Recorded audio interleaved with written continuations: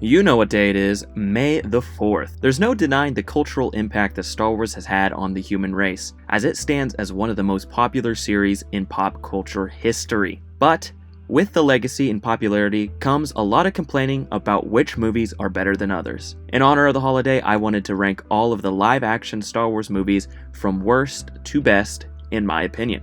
I'm guessing if you're watching this, that means that you're like me and were also raised on these films, so they hold a lot of meaning to you. So I would just like to reiterate that this list is my personal opinion. If you disagree, please let me know in the comments in a manner that is reasonable and doesn't involve threatening my life. If you happen to love some of the films I hate, more power to you. Anyways, let's just jump right into it with my least favorite Star Wars film of all time. Rise of the Skywalker. Man, I really hated this movie. This is probably one of the worst ends to this sequel trilogy that could have been made. So much that was set up in the previous film was just undone, which makes this film feel so disconnected from the rest of the trilogy. At least they could have had some guts and done something with all the weird choices made in the last film. But, just like The Force Awakens, this movie plays it too safe. This movie feels so predictable and sanitized. Established lore is thrown out the window and character arcs that were set up are dropped. There is some truly baffling writing in this movie, and it feels like a lot of the actors were held at gunpoint just to say them. Oh, they fly now! They fly now? They fly now! This film is such a disappointment and definitely the worst Star Wars movie. This movie is just insulting.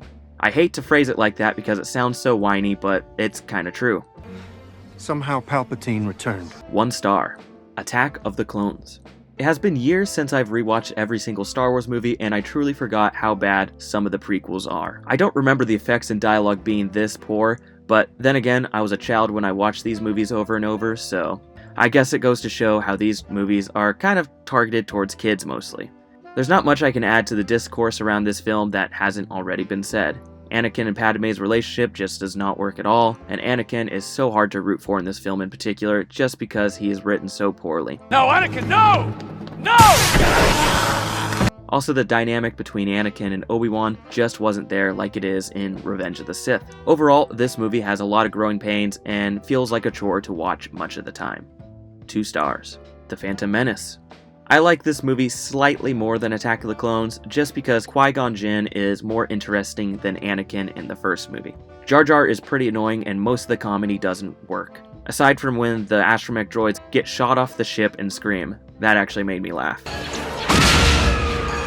Also, it's pretty funny that Sebulba has beef with a 10-year-old. The highlight of this film is the action sequences. The pod racing scene is amazing and there are so many iconic moments in it. However, the true saving grace of this film is the lightsaber duel in the third act, which pretty much is the only part of this movie people remember anyways. Like seriously, the actual plot is pretty ass. The characters in this movie are interesting and have potential, they are just utilized very poorly and have dialogue that sucks. If it weren't for John Williams, these films would be near unwatchable. Overall, one of the worst Star Wars films, and I'd rate it 2.5 stars. The Last Jedi. I think it's safe to say that this is the most divisive and controversial Star Wars film. It seems like I don't hate this movie as much as other fans, as I think it's just okay. There's a lot of stupid character and plot decisions that are made in this movie which really ruined the movie for me, and of course the whole Canto Bight side quest was a huge misstep and threw Finn's character off the rails, who had so much potential to be great. I'm also not a huge fan of what they did with Luke Skywalker's character, as he was majorly fumbled in the sequel trilogy. Even with all these gripes, it doesn't mean I'm going to send the actors death threats like a lot of the fandom did. This movie really exposed the ugly side of the Star Wars fandom, and it hasn't really recovered since. 3 stars. Solo: A Star Wars Story. I was confused when they finished the Kessel Run and there was still over 30 minutes left in the movie.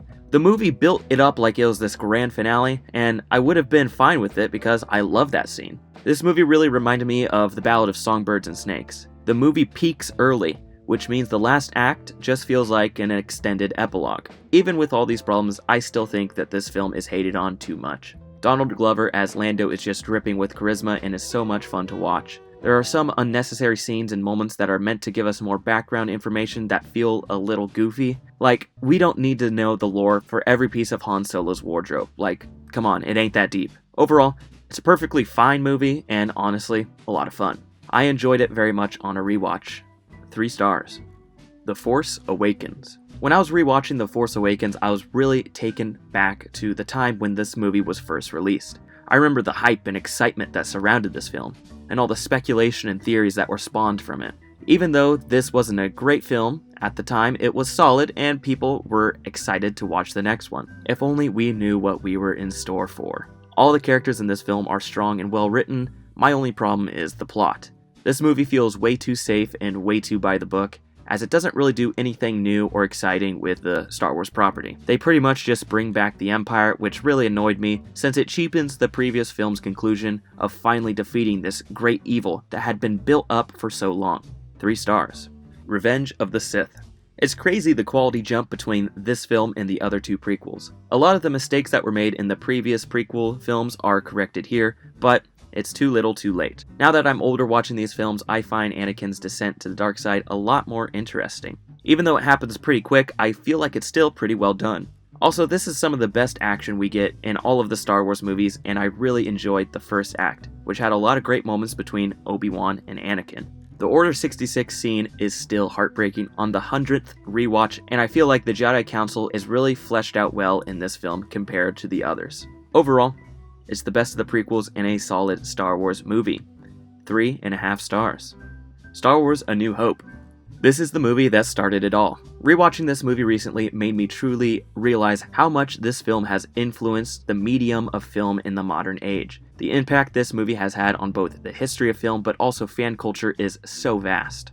It's funny to think that small decisions that the costume department or set decorators made because something looked cool have spawned pages upon pages of lore. The story is pretty much perfect in the movie, but granted, it also does follow the hero's journey to a T. This movie does a great job of giving us an idea of who these characters are right off the bat and making us care about their journeys. What else is there to say about one of the most influential movies of all time? Without this movie, where would us sweaty nerds be? Outside? Hell no. 4 stars. Rogue One: A Star Wars Story. Putting this movie up in the top 3 is probably my hottest take, but this is the Star Wars movie that I keep revisiting and keep appreciating more on each rewatch. The pacing of this movie is really the only part I have trouble with because it's truly all over the place, especially the first 2 acts where we just bounce from planet to planet and character to character. It's too much information all at the same time. But that 3rd act, holy moly, it is great.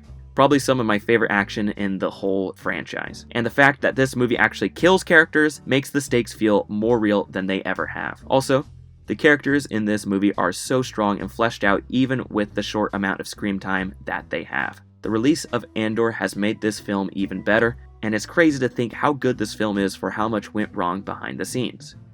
4 stars. Return of the Jedi. For some reason, Return of the Jedi has gotten a bad rap from a lot of the fandom, which I just don't get. I'll admit that some of the storytelling feels uneven since a lot of the screen time is given to the Jabba stuff, but even then, it's still a great movie. It's certainly the most satisfying ending to a Star Wars movie, because it wraps up every single plot beat and every single character arc, which is rare in Star Wars. Seeing everything pay off that was set up in The Empire Strikes Back and A New Hope is fantastic to see. It truly feels like an end to the series, and the evil threat that has been brewing since the Phantom Menace is finally conquered. It's a shame that this heroic defeat of the Empire is pretty much walked back in the sequel trilogy. But hey, whatever makes the shareholders money, right? They gotta buy their 3rd yacht somehow. 5 stars. The Empire Strikes Back. You knew this was coming. This movie has remained the best Star Wars film of all time and has yet to be dethroned. Everything about this movie is amazing. This film improved on all the areas where A New Hope slightly struggled and went above and beyond. Particularly, the dialogue in this movie is a lot stronger and much more engaging. The romance in this movie is so well done, and it looks like Casablanca compared to the romance in the prequels. This movie also does a great job at broadening the scope of the Star Wars universe while still telling a very personal story of Luke following his destiny and training to be a Jedi. And the reveal with Darth Vader at the end is still one of the greatest plot twists of all time. Such a great movie and a landmark film, and of course, is still the greatest Star Wars movie of all time, no doubt about it. 5 stars. So that is my list. What does your list look like? I would love to hear some more opinions down in the comments below. This has been Tom from Eisenhart Productions, and thank you so much for watching. May the Force be with you.